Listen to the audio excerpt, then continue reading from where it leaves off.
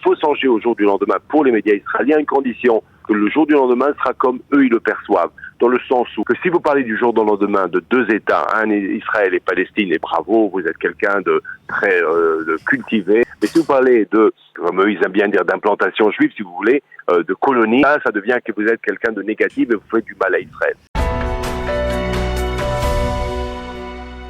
Nous sommes en ligne au téléphone avec le député Likoud, Boaz Bismuth. Boaz, bonjour, Boker Tov. Boker Tov, Daniel. Je voudrais que vous nous aidiez à faire le clair sur ce qui est en train de se passer, peut-être au Caire, au Qatar, dans les tunnels de Khan Younes, concernant ce marché qui est en train apparemment de se préciser sur la libération des otages. On dit qu'Israël a été, d'une certaine manière, a validé ce qui s'est dit à Paris en début de semaine avec le chef du Mossad, le chef du Shin Bet, le général Nitzan Alon, le patron de la CIA, concernant, on va dire, l'accord qui pourrait permettre la libération, et que cela inclurait effectivement la libération de milliers de terroristes palestiniens. On en a déjà parlé depuis plusieurs semaines. Et là, on voit que Benyamin Netanyahou est très clair sur ce point. Pas de libération de milliers de terroristes. On a le sentiment qu'il veut satisfaire l'aile droite. Essayez de nous aider à faire le clair. Comment un accord peut-il être possible alors qu'on voit le Hamas qui durcit ses positions d'un côté et Benyamin Netanyahou qui maintient, on va dire, certaines conditions, pas de retrait des Israéliens de la bande de Gaza, la poursuite de la guerre. Comment on peut concilier les deux avis, les deux positions? Permettez-moi d'abord d'exprimer mes condoléances pour les familles des 3 combattants israéliens qui sont morts à Gaza. Et aussi, c'est très triste, mais la famille dans la commune de Meitar, dans le sud d'Israël, que j'accompagne depuis plusieurs semaines, depuis le début depuis le massacre du 7 octobre, qui ont reçu le message que leur fils, qui s'est battu comme un lion le 7 octobre, et qui a été pris par les terroristes du Hamas à Gaza, qui n'est plus en vie parmi nous. Donc aujourd'hui, mes pensées sont à ces 4 familles et aux 4 victimes, première chose. Dans ce qui concerne ce que vous présentez maintenant, écoutez, il ne faut pas faire le jeu du Hamas, dans le sens où il faut moins parler, plus agir, et parfois dans la discrétion. Et pourquoi? Parce que dès qu'une information sort, alors regardez depuis que les négociations à Paris ont débuté. Alors d'abord, il y a eu l'information comme quoi, oui, les Hamas refusent, oui, Israël va libérer tant, oui, des chiffres, oui. Et qu'est-ce que ça fait justement? Ça sème la zizanie chez nous, parmi nous, et c'est exactement ce que le Hamas veut.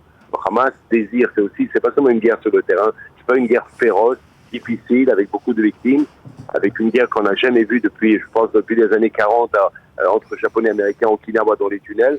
Et c'est aussi une guerre psychologique. Et c'est exactement ce que le Hamas veut. Et c'est pour cela qu'il ne faut pas participer à cette querelle entre nous des paroles. C'est pas du tout une histoire de droite, gauche. Laissons les négociateurs travailler. Ce qu'il faut être clair, c'est que le gouvernement israélien va tout faire pour libérer les otages, mais il est évident aussi que les objectifs de la guerre sont doubles. Un, bien sûr, ramener les otages, mais aussi l'élimination du Hamas. Parce que le Hamas, une des revendications comme celle que la guerre est terminée, Tzahal retourne derrière, ou que le Hamas maintient ses capacités gouvernementales, ou, je ne vais pas dire militaires, c'est pas des militaires terroristes sur le terrain, inconcevable, inacceptable. Vous dites qu'il faut être très discret, mais il faut bien avouer, vous qui êtes dans l'âme un journaliste, que nos confrères, eh bien, ne vont pas dans la discrétion. On a véritablement le sentiment que tout est étalé et que c'est même la campagne que mène, on va dire, l'état-major des familles des otages, eh bien, fait le jeu de Yirkessi noir. Est-ce que vous avez ce sentiment? Alors, je vais peut-être diviser, partager un petit peu dans votre question les acteurs en question. D'abord, concernant les familles des otages, comme les familles des victimes, on les juge pas, ils ont tous les droits. C'est un martyre pour eux, c'est un calvaire, c'est un supplice. Et ils ont tous les droits. Moi, je suis le dernier à les juger. Au contraire. Non, je parle de ceux qui sont, je parle de ceux qui orchestrent, on va dire, l'état-major, de gens comme Ronen Sour, dont on connaît l'opposition farouche à Benyamin Netanyahou depuis 2 nombreuses années.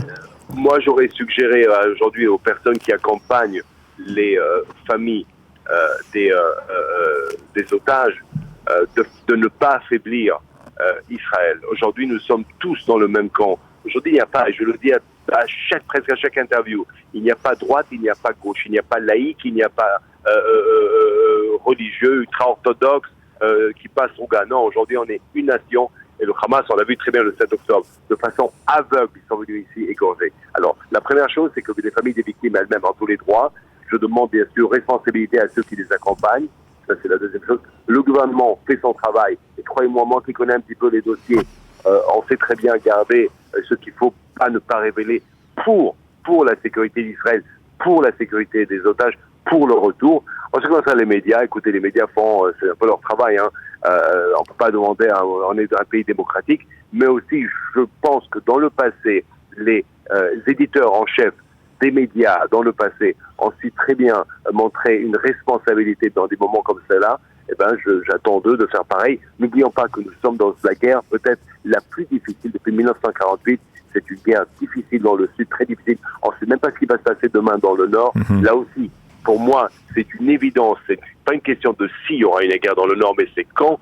Et bien sûr, on sait très bien que dans le centre de l'autorité palestinienne, c'est tout sauf la philharmonique de Beauvais ou sauf des enfants de cœur. Donc aujourd'hui, j'appelle vraiment à la responsabilité à la part de tous ceux qui sont dans tous les dossiers que j'ai mentionnés. Je voudrais avoir votre avis sur ce qui s'est passé dimanche soir au Binyané Haouma, au Palais de la Nation à Jérusalem, ce rassemblement de la droite nationaliste qui a appelé justement la reconstruction d'implantations juives à l'intérieur de la bande de Gaza. Est-ce que vous soutenez ce genre d'initiative, même si ce n'est peut-être pas dans l'immédiat? Alors là, je vais être très très clair. Hein. Là, je vais être clair parce que là, on voit encore une fois l'hypocrisie des médias. Mais l'hypocrisie, elle est incroyable. Pourquoi? Parce que dimanche même, je sais plus quel jour, c'est dimanche ou lundi. Corrigez-moi, Daniel. Eh ben, ça s'est passé. Rappelez-moi, le soir, c'était dimanche. Dimanche soir. Voilà. Donc lundi matin, j'allume comme ça une des chaînes israéliennes de radio qui parlait du fait qui critiquait le fait que le gouvernement israélien ou que les Israéliens ne songent pas au jour du lendemain, lendemain de la guerre, ce qui va se passer. Et d'un autre côté ensuite, bien sûr, il critiquait cet événement dans le sens où, comment se fait-il? Alors je m'explique un petit peu. Alors il faut songer au jour du lendemain pour les médias israéliens, une condition que le jour du lendemain sera comme eux ils le perçoivent, dans le sens où, et ça c'est quelque chose que je trouve inacceptable en Israël, que si vous parlez du jour du lendemain de deux États, Israël et Palestine, et ben là, bravo, vous êtes quelqu'un de très de cultivé, de la lumière, si vous voulez, le soleil. Mais si vous parlez allez, comme eux ils aiment bien dire d'implantation juive, si vous voulez, de colonie, allez, donc là, ça devient que vous êtes quelqu'un de négatif et vous faites du mal à Israël. Alors je m'explique. Moi, en 2005, j'étais ambassadeur à Nouakchott en Mauritanie quand il y avait le désengagement triste, terrible, où on avait des larmes nous tous. Souvenez-vous, à l'époque, il y avait les oranges et les bleus. Les oranges, c'était ceux qui étaient contre le désengagement, les bleus étaient ceux qui étaient pour. Le pays était déchiré, c'était difficile. Les images étaient dures et par ailleurs, on a vu ce qui s'est passé maintenant a prouvé que même sur le plan sécuritaire, pas seulement sur le plan idéologique, c'était une erreur. Pourquoi je dis ça? Aujourd'hui, il y a un tank à Gaza. Dans le tank à Gaza, il y a ceux qui avaient à l'époque un t-shirt orange ou qui soutiennent le t-shirt orange et ceux qui soutiennent le t-shirt bleu. Aujourd'hui, vous pouvez parler du jour du lendemain. Parlons tout ce qui est sur le plan sécuritaire avec Chikli, le ministre, avec Moshe Saad, avec Danny Louz. On a songé au jour du lendemain sur le plan sécuritaire, le périmètre entre Israël et Gaza, le fait que les Gazaouis peuvent plus, les habitants puissent plus rentrer maintenant habiter dans le nord de la bande de Gaza. Ce corridor entre Rafah et en Gaza pour faire en sorte que des munitions ou toutes ces armes ne rentrent pas comme on a vu dans le passé. Mais parler aujourd'hui, maintenant, du jour au lendemain, qui puisse faire en sorte qu'il y ait une zizanie ou une discorde dans le pays, c'est pas intelligent. Nous sommes en guerre. Donc, comme je vous ai dit avant, bien sûr que je suis quelqu'un qui est pour la Hitchwood, mais à fond. Par ailleurs, quand ça s'est passé, moi j'étais où? J'étais à Karnei-Shomron. J'étais à Karnei-Shomron. Ça veut dire que moi je suis un grand sympathisant de cette idée. Bien, un moment pour tout. J'ajouterai encore une chose qu'aujourd'hui, je pense que parmi les 3 victimes à Gaza hier, je pense, corrige-moi, si je me trompe, il y avait encore un garçon de Eli. Et un de Kfar Etzion. Très bien. Et voilà, de Kfar Etzion. Les chiffres sont incroyables. Alors là, le jour après la guerre, je pense que tous nos frères là qui habitent en Judée et Samarie, on est à terre d'Israël, donc là, je ne sais pas être plus clair que ça. Eh ben, je crois que j'exige à ce que ces personnes-là soient pas seulement respectées, mais hyper respectées. Alors, il nous reste 1 minute, mais je crois que vous n'avez pas beaucoup vous pouvez répondre dans cette minute à une question. Il n'y a toujours pas d'ambassadeur d'Israël à Paris.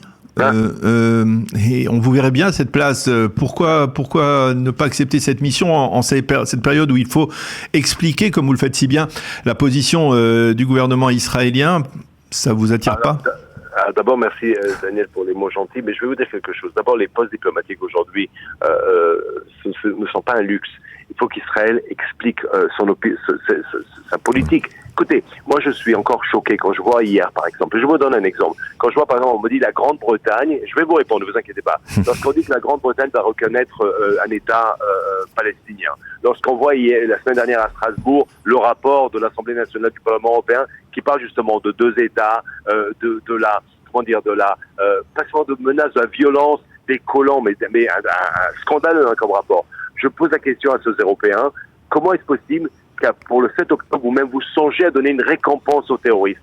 Alors, il faut qu'il y ait des personnes aujourd'hui dans les capitales européennes pour dire cela, pour expliquer un petit peu, en France aussi, que ce soit moi, que ce soit quelqu'un d'autre, mais il faut qu'il y ait un ambassadeur en France. Moi, le Premier ministre sait très bien, le poste où il me met, ça peut être n'importe où, hein, ça peut être ambassadeur d'Israël en France, ça peut être le chef de commission où je suis maintenant. Moi, j'ai appris que dans la vie, c'est pas où vous êtes, c'est comment vous faites. Le poste, c'est toujours été comme ça, je ne changerai pas aujourd'hui.